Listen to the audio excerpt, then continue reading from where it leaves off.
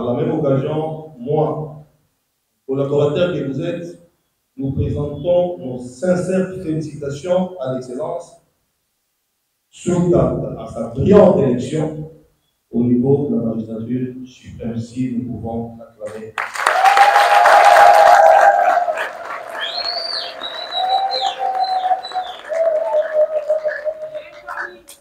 Je ne veux pas vous prendre beaucoup de temps. Les premiers points étaient celui-là. Vous devez tous, c'est une obligation.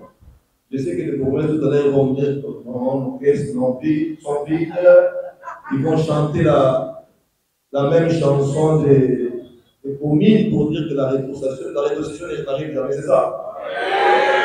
La chanson est connue et même développée. Cette chanson est connue et elle est développée. Non, monsieur le témoin. Nous avons l'obligation, nous tous, d'inviter, de demander à nos populations de répondre massivement demain à la grande manifestation. Nous avons plus de 25 présidents étrangers qui seront là. Il faut comprendre ce que nous avons fait dans les urnes. Demain, nous devons prouver, de montrer que le chef a été réellement élu. Ce n'est pas ça. Je demande aux promesses, je demande aux chefs du quartier, je demande aux membres même de mon cabinet, à tout le monde, de mobiliser. De mobiliser, quand on est un vrai leader, on mobilise aussi sans argent. On mobilise aussi sans moyens. Le premier moyen, c'est la voix que Dieu nous a donnée et la force, l'intelligence. Nous devons mobiliser pour que demain, ça soit une grande fête pour nous tous. Ça, c'est le premier point. Le deuxième point, nous avons vu nous tous que la ville a été un peu écartée concernant l'assainissement qui s'est fait à travers la ville.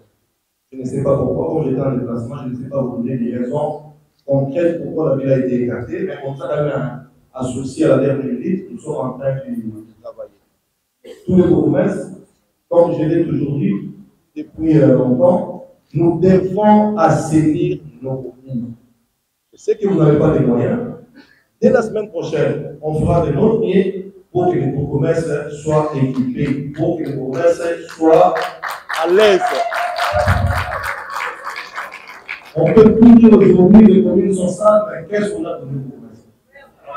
Nous allons faire des rencontres pour donner aux promesses tous les moyens nécessaires pour qu'ils soient à la hauteur des activités qui vont poser à partir de la semaine prochaine. J'ai un point particulier à souligner, les histoires des garages de fortune. Des garages de fortune. À partir de la semaine prochaine, on va vous donner aussi des porte-à-tout qu'on appelle ici. Chaque commune, on a donné 5 ou 6 porte-à-tout qu'on mettra à la disposition des promesses. On ne veut plus voir à Kinshasa des garages de fortune. Les gens qui exploitent la mécanique, l'électricité sur la voie publique. Nous ne sommes pas contre ces gens-là, ils nous aident, mais ils doivent les appliquer ou ils doivent travailler en respectant les normes et les textes de la République. Ce n'est pas ça. Ils n'ont qu'à louer des parcelles pour pratiquer leur activité. À partir de la semaine prochaine, vous savez que je suis quelqu'un de terrain. Nous allons commencer à sillonner avec vous, commune par commune.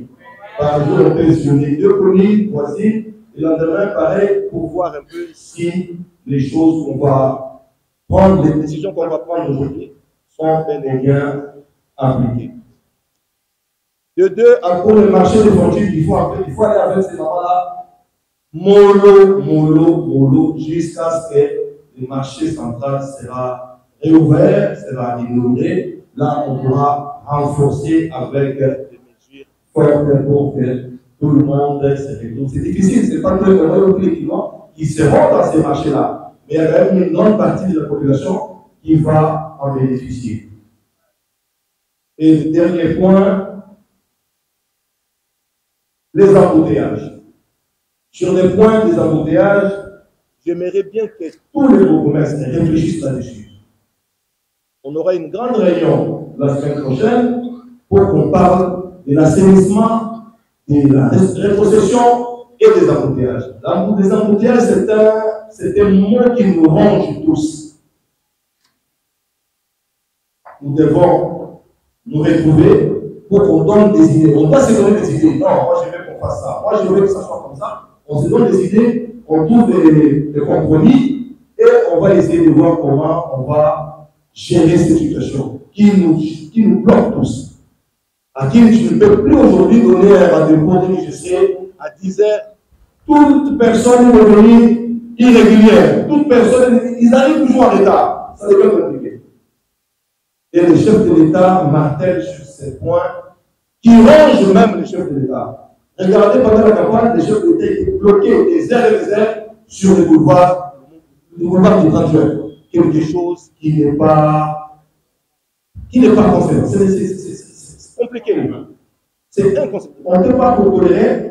Là, je vous laisse la balle pour que la semaine prochaine, quand on se verra, chacun de nous amène sa petite pierre à l'édifice pour qu'on voie qu'est-ce qu'on peut faire pour gérer l'histoire. La salubrité et l'histoire des embouteillages. Et le problème des Kourouna, ça aussi c'est un autre souci. Majeur. Un autre souci. Je vous renvoie toujours la balle. Quand je dis que je vous renvoie la balle, j'ai deux balles. Quand je renvoie une de l'autre côté, je garde une pour moi. C'est moi aussi je suis concerné. La semaine prochaine, on se verra également pour les mêmes points. Donc, la salubrité, l'insalubrité, les embouteillages et l'insécurité. Nous ne sommes pas à l'hôtel de ville aujourd'hui pour faire la chasse aux gens. N'oubliez pas que le gouverneur Ngoïla reste gouverneur, malgré qu'il est en suspension, c'est mon chef, c'est mon titulaire, il reste gouverneur.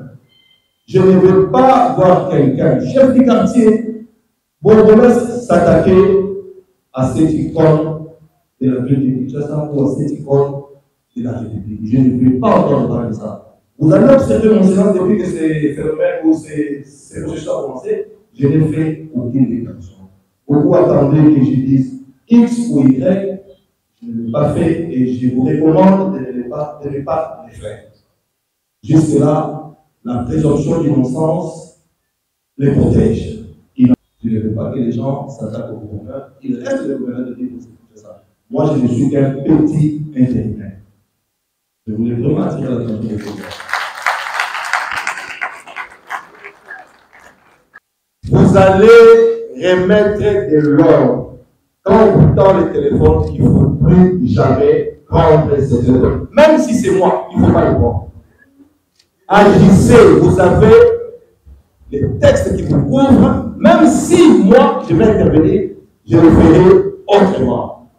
Par une autre voie. On s'entend. Même si on dit que c'est le vice-gouverneur qui vous appelle, ou le gouverneur Aïe, ou c'est le thème général. Ne prenez plus le téléphone quand vous allez agir, quand vous allez remettre de l'ordre.